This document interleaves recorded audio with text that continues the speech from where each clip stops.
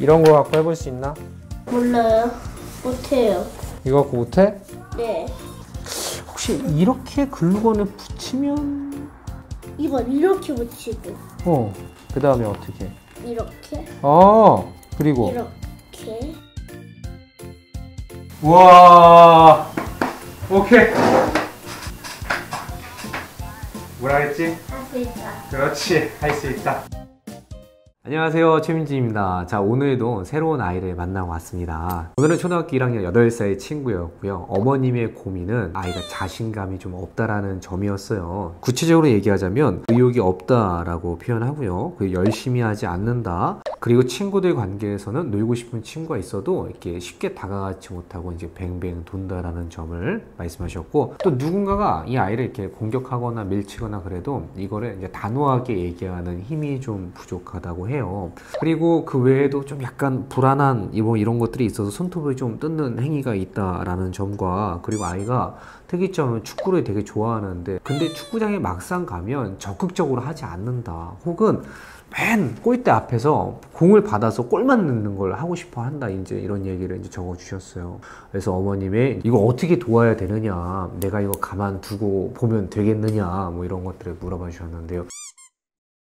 물론 이제 가만두면 안 되겠죠. 우리가 어떻게 해봐야 될지를 찾기 위해서 아이를 만나왔습니다.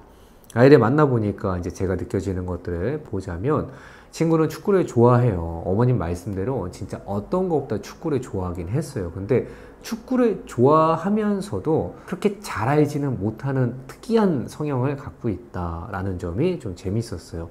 그러니까 예를 들어 게임도 안 하고 내가 축구만 좋아한다라고 얘기하면 보통 축구에 대해서 잘 알게 되어 있어요. 그러니까 예를 들어서 우리나라 국가대표 선수가 누가 있는지, 혹은 유럽의 어떤 리그가 되게 재밌는지, 해외는 나는 누가 좋은지, 뭐 이런 것들을 일부라도 알거나 내가 갖고 있는 관심사를 기반으로 하고 그것들이 이제 발전해 가길 마련인데, 이 친구는 재밌게도 국가대표 선수의 이름은 고사하고 일반적인 아이들이 아는 수준만 좀 알고요. 그 외에 이 친구가 관심 있는 부분은 이제 골을 넣는 장면, 영광스러운 그 포인트, 이 한 포인트에만 되게 많이 좀 빠져있는 친구였어요. 이거를 아는 것이 왜 중요하냐면, 이게 로봇을 좋아하는 아이들이 로봇을 그냥 좋아하는 게 아니라 로봇의 움직임을 좋아하는 경우가 있고요, 로봇가 내는 기계음을 좋아하는 경우가 있고요, 로봇가 사람을 태운다는 개념을 좋아하는 경우가 있고요. 이 좋아하는 한 가지에 빠져있는 남자아이들을 우리가 파악하고 그들에 대해 조금 이해를 할 때는, 좋아하는 걸 그냥 좋아한다가 아니라 좋아하는 부분을 어떻게, 어떤 방식으로, 어떤 부분을 구체적으로 어떤 방식으로 좋아하는가를 이해하는 것이 중요한 포인트라서 그걸 먼저 찾아내려고 했는데, 이 친구는 전체적인 인상이 어땠냐면, 내가 되게 잘하고 싶은 욕구가 있는 거예요. 나는 이렇게 잘해야 돼. 내 이상향이 이렇게 높아요. 근데 실제 내 모습, 그러니까 내가 생각하기에 표현하고 싶은 이 정도인데 내가 표현할 수 있는 소근육이라든가 실제 레벨은 이 정도예요. 그러면 이만큼이 뭐가 돼요? 이만큼이 다 이 갭이 아이한테 좌절감으로 돌아올 수 있다. 근데 이 친구는 이런 걸 좀 많이 느끼는 것 같았어요. 그러니까 내가 나에 대한 기대가 높을수록 내가 그게 안 되는 만큼 그냥 포기해버리는 게 아닐까. 그래서 축구를 좋아하는데 막상 필드에 나가면 근데 열심히 안 하는 거예요. 이런 친구를 지도할 때 매우 중요한 포인트가 있어요. 선생님이 아이보다 뛰어난 그림을 그리면 그 다음부터 아이가 그림을 그리지 않습니다. 그래서 어머님들 가끔씩 아이가 막 그림 그려달라고 할 때 있죠. 엄마 공룡 그려줘. 갖고 엄마가 공룡을 이제 되게 멋지게 그려주는 거예요. 엄마 사과 그려줘. 사과를 우리 아이가 얘기했으니까 막 예쁘게 그려버리는 거예요. 그리고 나면 어떻게 돼요? 맨날 그려달라고 그런다.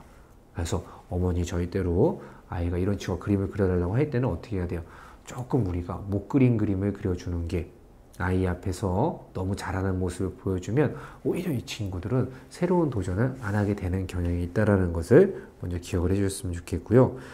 자, 두 번째로는 새로운 활동, 그러니까 조금 못할 것 같으면 아예 시도조차 안 하려고 하는 이 부분에 대해서 조금만 더 깊게 얘기를 해보고 싶어요. 그림을 그릴 때, 민준아 너 그림 그리는 거 잘해? 그러면 저 그림 그리는 거 되게 못해요. 그거 잘 못하는데요. 너 이거 뭐 만들게 할 수 있어? 너 이거 한번 해볼래? 선생님 저 근데 사실 이건 잘 못하는데요. 저는 이런 거 갖고 해볼 수 있나? 몰라요. 못해요. 이거 갖고 못해? 네. 이런 얘기를 좀 많이 했어요. 그래서 저는 이 친구에게 물론 못한다고 얘기하는 친구들은 있죠. 근데 이제 좀 약간 못 그린 그림을 그려주고 서로 라포 형성이 되면 어떤 친구들은 선생님이 나를 평가하지 않는다라는 느낌을 받는 순간부터 그리는 친구들이 있어요. 근데 오늘 이 친구의 영상을 자세히 보시면 그런 모습은 보이지 않아요.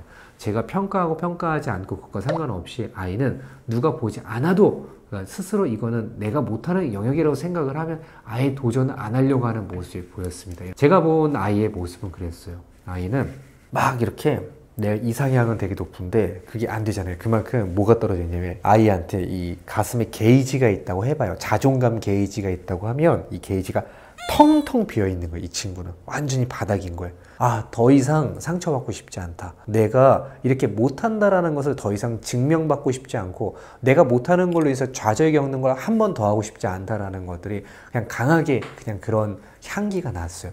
그래서 오늘 이 친구한테 제가 해주고 싶었던 거는 뭐냐면 작은 성취의 반복이 좀 필요한 친구다라고 느꼈어요. 그래서 여러분들이 만약 이런 친구를 만난다라면은 저희가 이 친구한테 가르쳐야 될 게 되게 많아요. 뭔가를 네가 잘하려면 반복해서 열심히 버티고 노력하는 시간이 있어야 돼. 이런 것도 알려줘야 되고요.